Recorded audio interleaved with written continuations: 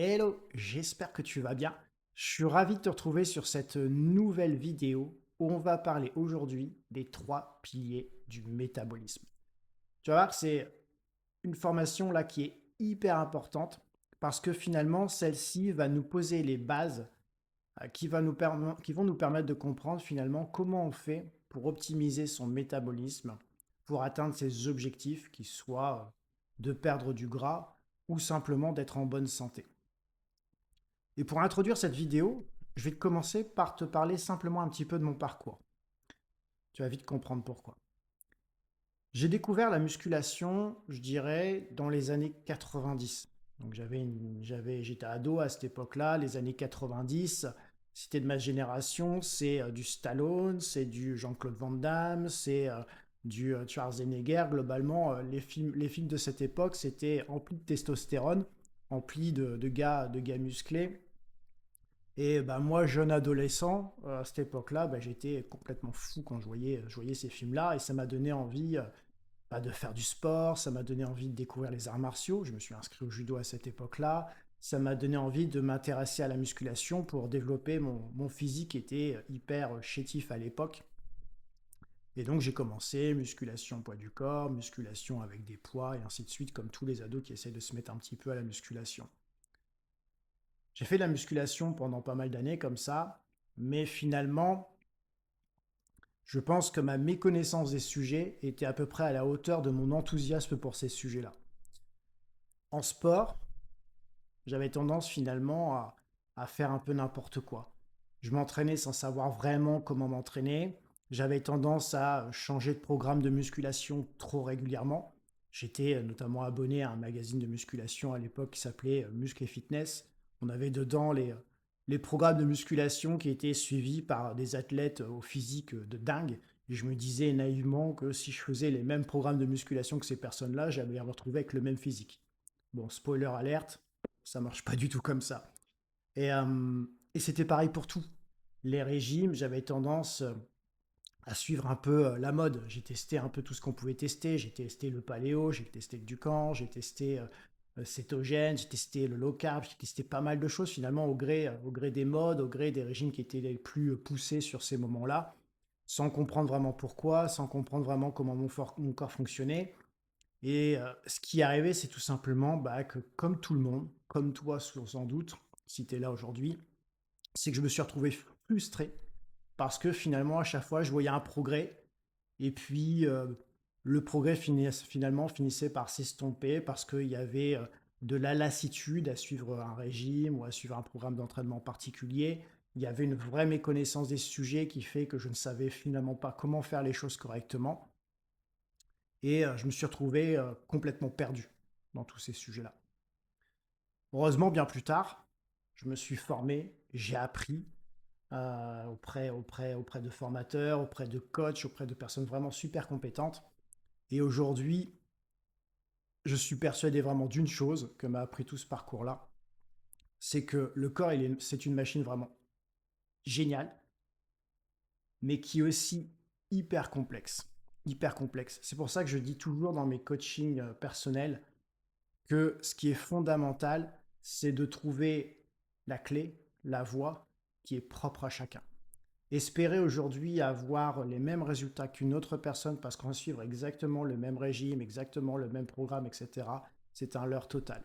Nous sommes tous différents, on a tous besoin d'avoir une approche différente. Et ce qui va être hyper important dans tout ce cursus de formation, c'est que je vais te donner justement les connaissances pour pouvoir justement derrière adapter tout ça à toi. Ça, c'est hyper important. Donc aujourd'hui, on a dit qu'on allait parler du métabolisme, les trois piliers du métabolisme. Pour ça, je vais commencer très rapidement par essayer de te définir aussi simplement possible ce que c'est que le métabolisme. On aura des définitions un peu plus complexes un peu plus tard dans la formation quand on aura un niveau un peu plus poussé, mais on va commencer simplement par la base. Dis-toi que le métabolisme, c'est globalement des processus chimiques qui s'opèrent dans ton corps et qui vont faire en sorte que ton corps va utiliser tout ce que tu lui donnes en termes d'aliments, en termes de boissons, pour avoir de l'énergie.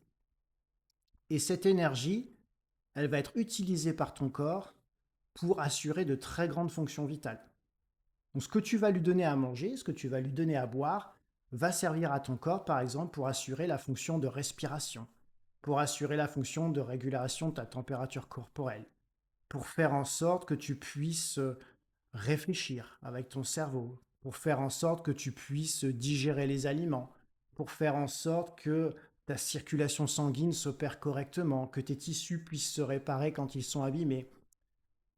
Finalement, tout ce qui fait que ton corps fonctionne aujourd'hui, et je ne parle même pas d'activité physique, c'est possible parce que tu manges, que tu bois, que tu donnes de l'énergie à ton corps pour pouvoir le faire. Donc ça, c'est globalement le métabolisme. D'accord? C'est même ce qu'on va appeler le métabolisme de base. C'est l'énergie que tu dépenses pour assurer tes fonctions vitales. Quand on parle de métabolisme, on parle aussi de taux métabolique. Tu as sans doute déjà entendu parler de métabolisme cassé, de personnes qui se plaignaient de manger très peu et pour autant de ne pas pouvoir perdre de poids et de dire à chaque fois, ah, mais oui, mais c'est parce que mon métabolisme il est cassé, il fonctionne plus très bien et c'est pour ça que j'arrive pas à perdre de poids. Derrière tout ça, on a une notion qui est en fait ce qu'on appelle la vitesse métabolique, le taux métabolique. C'est en fait la vitesse à laquelle ton organisme dépense l'énergie que tu lui as donnée. Donc les aliments et les boissons que tu lui as données sous forme d'énergie. Et là, ce qu'il faut bien comprendre par rapport à ça, c'est que cette fonction de métabolisme, cette vitesse liée à ton métabolisme, elle est influencée par pas mal de facteurs qui sont propres à chacun. Ça va être influencé tout simplement déjà par ton âge. Le métabolisme, de facto, va avoir tendance à ralentir au fur et à mesure de ton vieillissement. D'accord? Quelqu'un qui a 20 ans a de base un métabolisme plus rapide que quelqu'un qui a 70 ans. Donc ça, c'est déjà un fait. Pourquoi? Parce qu'on a une fonte de la masse musculaire, on a une sédentarité plus installée quand on est plus âgé que quand on est jeune, on est un peu foufou, on court partout. On a pas mal de facteurs comme ça qui font qu'on va dépenser moins d'énergie et du coup avoir plus de difficultés à perdre du poids, même en mangeant les mêmes quantités en face. La première chose, ça va être l'âge. La deuxième chose, ça va être, et j'en parle un petit peu là, c'est de la masse musculaire. Globalement, on sait que la masse musculaire, le fait d'être musclé, permet d'accélérer le métabolisme parce que les muscles sont plus consommateurs d'énergie que la masse grasse. D'accord? Donc globalement, si tu fais 70 kg en étant musclé ou 70 kg en étant plutôt gras, en mangeant la même quantité, tu auras plus facilement une perte de poids chez la personne qui est plus musclée. Elle aura un métabolisme qui est plus rapide que la personne qui est en surpoids. De la même façon, le métabolisme va être plus ou moins rapide en fonction de ton sexe. On sait que les hommes ont un métabolisme plus rapide que les femmes. D'accord? Ça, c'est lié aux hormones, c'est lié à la masse musculaire, parce que même s'il y a toujours des exceptions, globalement, les hommes ont tendance à être plus musclés que les femmes, et les femmes à avoir un taux de masse grasse un peu plus important que les hommes. Là, je parle vraiment de généralité, bien sûr, il y a toujours plein d'exceptions, mais la généralité, c'est ça. Et puis, il y a des prédispositions génétiques qui font qu'on aura toujours des personnes qui ont un métabolisme plus rapide, des personnes qui ont un métabolisme plus lent. Il y aura toujours une part de génétique là-dedans. Mais globalement, voilà, il y a pas mal de critères qui peuvent influencer ton métabolisme, la vitesse de ton métabolisme. Derrière tout ça, quand on s'est dit ça, on pourrait se dire, oui, mais du coup, finalement, si c'est lié à mon âge, si c'est lié à mon sexe, si c'est lié à mon poids, à ma taille, etc., finalement, il y a pas mal de choses sur lesquelles je ne peux pas agir. Je ne peux pas agir, je ne vais pas changer de sexe, je ne vais pas changer de taille, etc., pour pouvoir optimiser mon métabolisme. C'est vrai, ça c'est vrai. Par contre, ce que je sais, de par l'expérience que j'ai aujourd'hui, de par les connaissances que j'ai aujourd'hui, c'est que la marge est encore énorme pour pouvoir avoir un métabolisme qui est plus ou moins rapide. Et il y a trois vraiment piliers hyper importants, et c'est pour ça que je les mets dans les fondamentaux de cette formation, qui peuvent te permettre aujourd'hui de booster ton métabolisme, ou inversement, de le ralentir fortement. Ces trois piliers, c'est ça que je vais développer ici, sont l'inflammation chronique, la sensibilité à l'insuline et les hormones du stress. Je vais détailler tout ça. Premier pilier, l'inflammation chronique. Alors, globalement, si je simplifie, l'inflammation, c'est un processus qui est normal. D'accord? C'est en fait une réponse immunitaire de ton corps qui est normale et qui est nécessaire.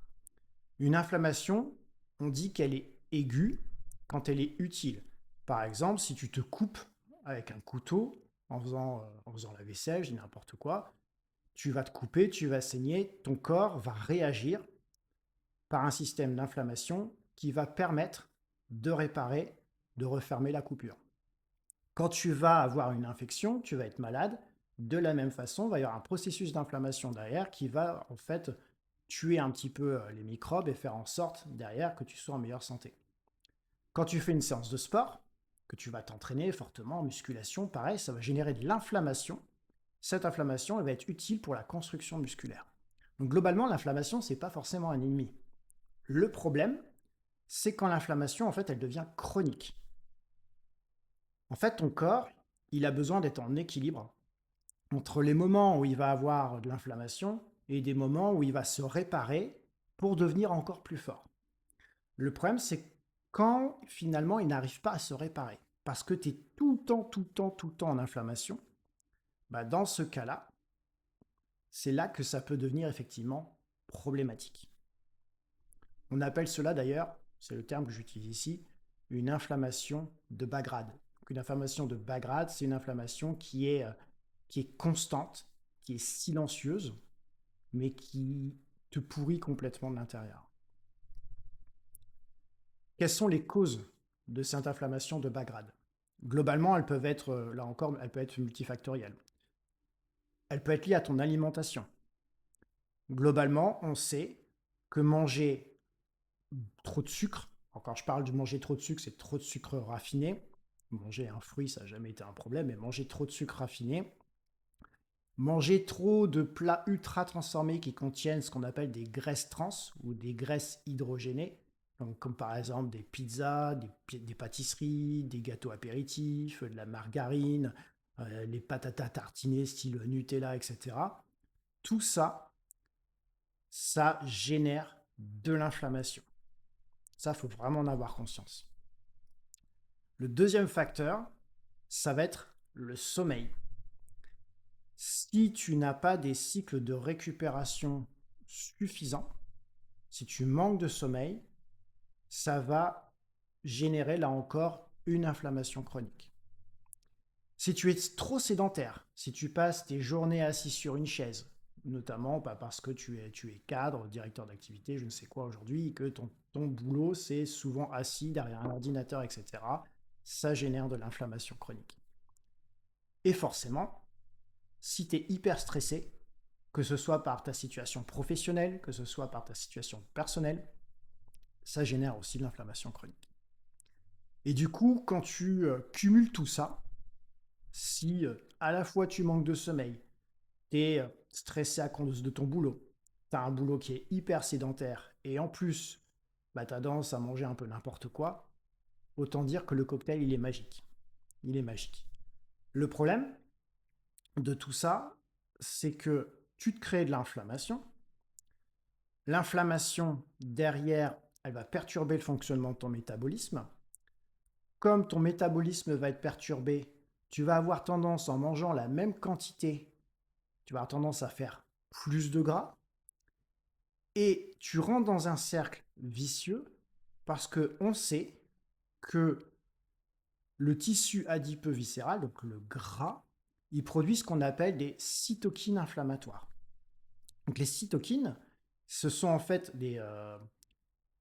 allez, on va dire des petits travailleurs de l'ombre qui permettent aux cellules du système immunitaire de communiquer entre elles pour avoir cette réaction inflammatoire qui est souhaitée par le corps.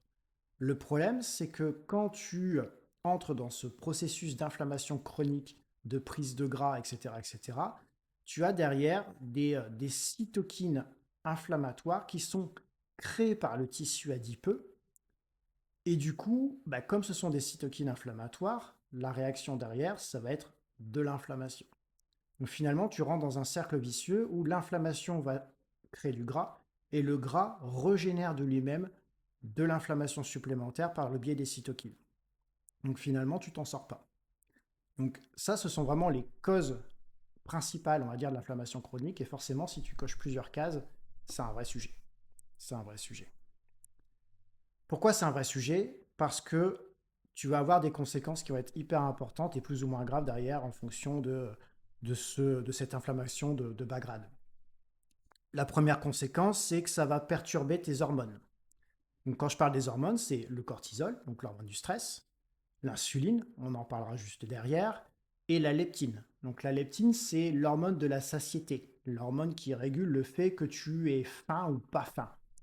Enfin, je dirais même plus, c'est satiété, c'est que tu as l'impression d'avoir mangé suffisamment.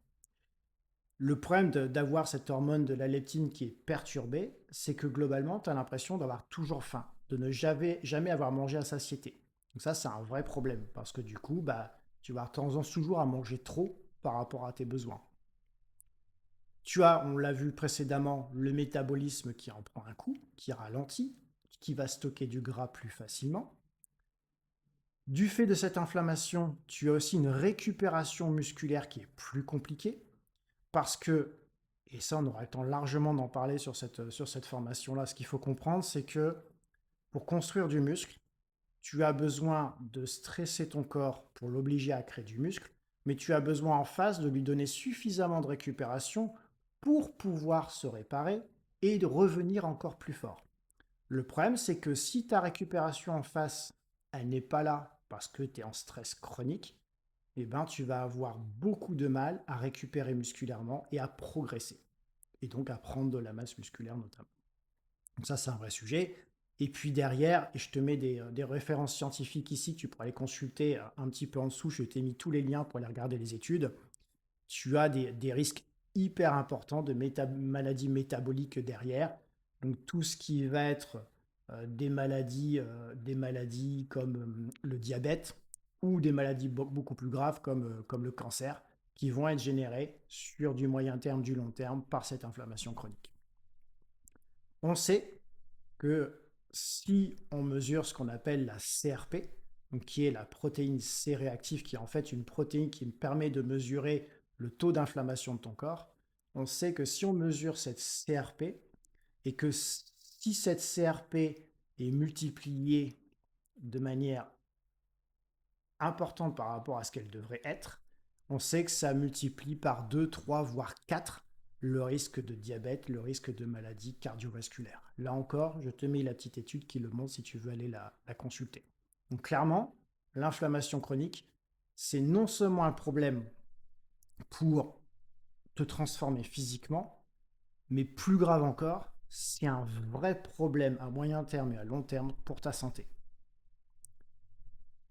Le deuxième pilier, c'est la sensibilité à l'insuline.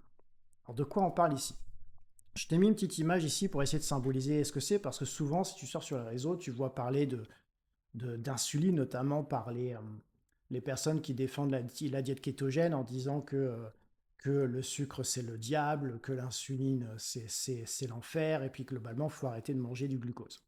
Globalement, je vais t'expliquer un peu comment ça fonctionne. L'insuline, il faut voir ça un petit peu comme une clé. C'est l'image que je t'ai mis ici.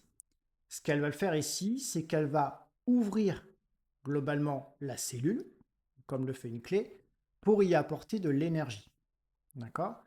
Quand, quand ton insuline fonctionne correctement, que tu as une sensibilité normale à l'insuline, donc la clé, elle fait le taf, globalement, bah, tous les nutriments que tu vas manger, que tu vas apporter par ton alimentation, vont être redirigés vers tes cellules, vers tes muscles. Donc la petite clé, elle fait le taf, elle ouvre la porte, les nutriments, ils passent, tout le monde est heureux, tout le monde est content.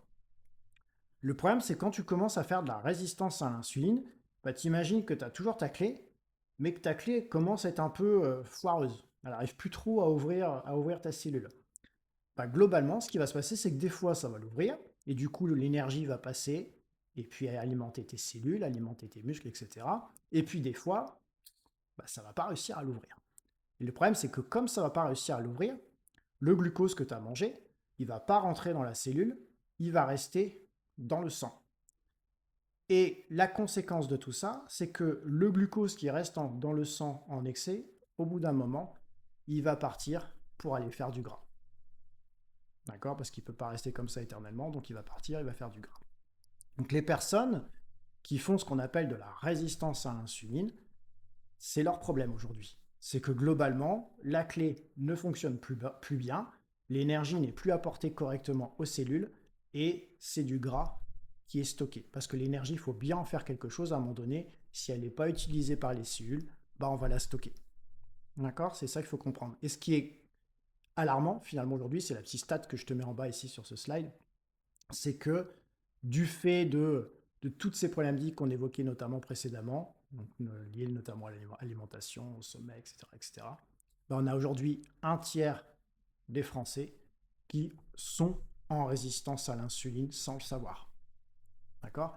C'est pour ça que pour ces personnes-là, la diète keto notamment, et on parlera de cette diète un peu plus tard dans la formation, elle paraît miraculeuse parce que comme on retire les glucides de cette diète, bah ça, globalement, je ne vais pas dire que ça résout leur problème de sensibilité à l'insuline, parce que finalement, on ne le résout pas. Ce qu'on fait, c'est qu'on le met de côté en disant, bon, bah, s'il y a un problème de sensibilité, on n'apporte plus de glucose, comme ça, on n'en parle plus, puis basta. Il y a peut-être moyen de mieux faire. Et c'est ce que je vais te montrer sur toute cette formation. Déjà, de base, dis-toi que si tu es plus musclé, déjà, tu auras moins de chances de faire de la résistance à l'insuline. Pourquoi? Parce que les muscles sont des éponges à glucose. Les muscles ont besoin de glucose pour fonctionner. C'est le premier réservoir d'énergie pour le muscle. Donc plus tu vas faire de musculation, plus tu vas être musclé, moins tu as de chances de faire de résistance à l'insuline. Deuxième chose, là c'est l'étude que je te mets encore en dessous, je te mets les références, tu pourras aller les vérifier. On sait que si tu augmentes de 10% ta masse musculaire, tu réduis d'environ 12% ton risque de prédiabète. D'accord? Donc, on voit directement les conséquences derrière en termes de santé, de prévention de santé.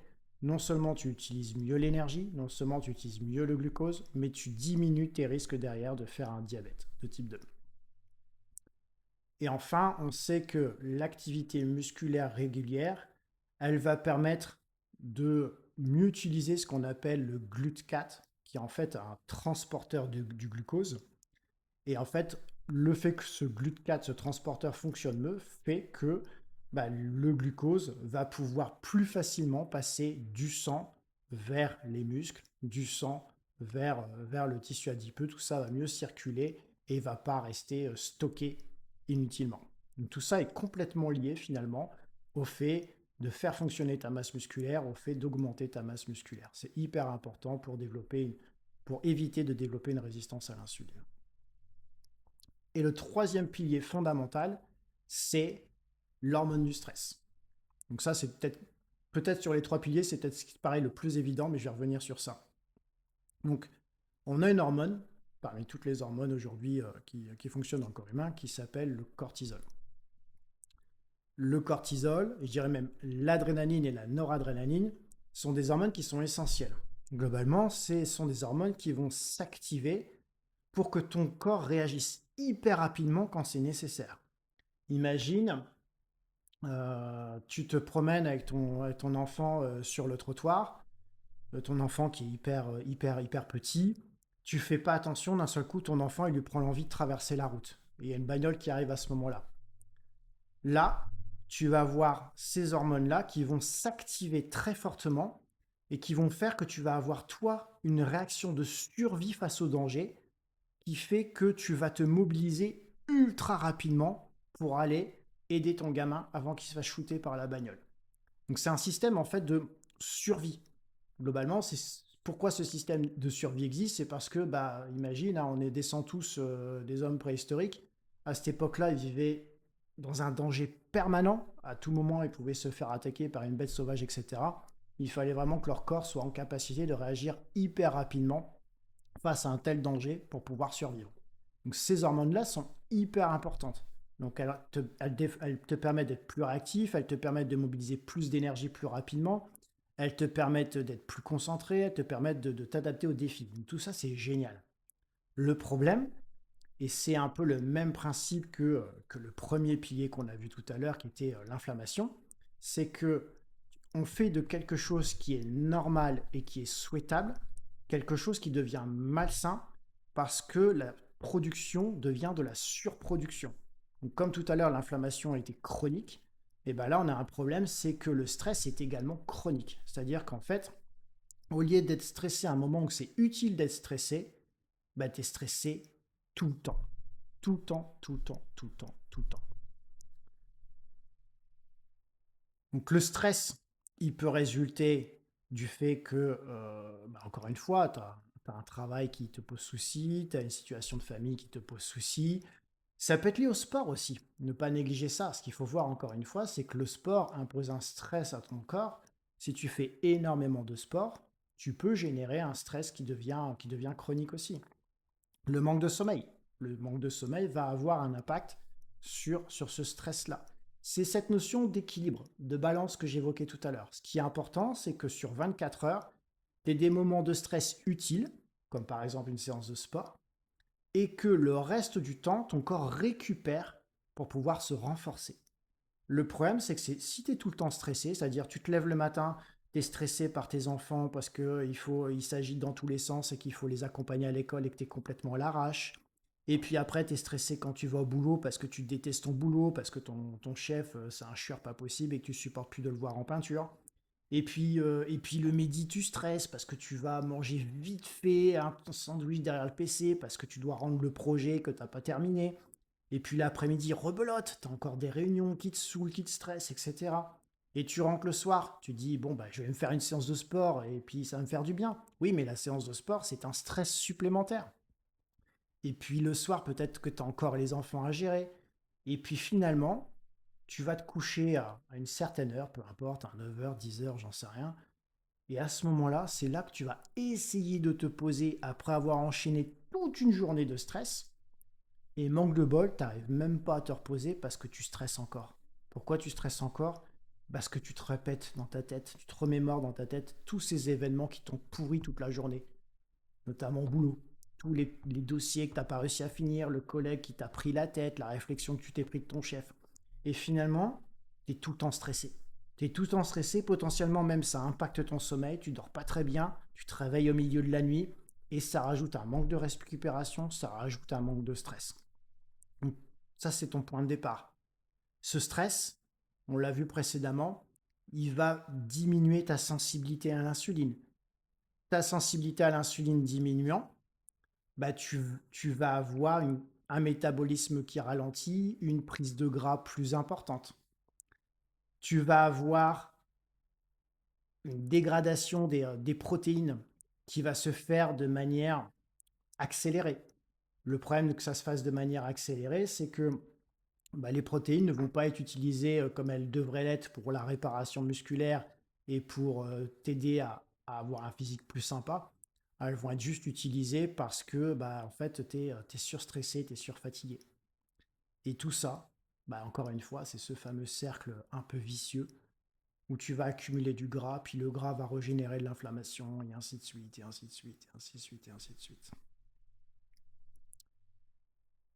On a des études sur le stress chronique, et là encore, je te mets des références, tu pourras aller vérifier les études que je te mets sur cette formation. On a des études qui montrent que si tu dors moins de 6 heures par nuit, tu augmentes de facto ton stress, ton cortisol de 30%.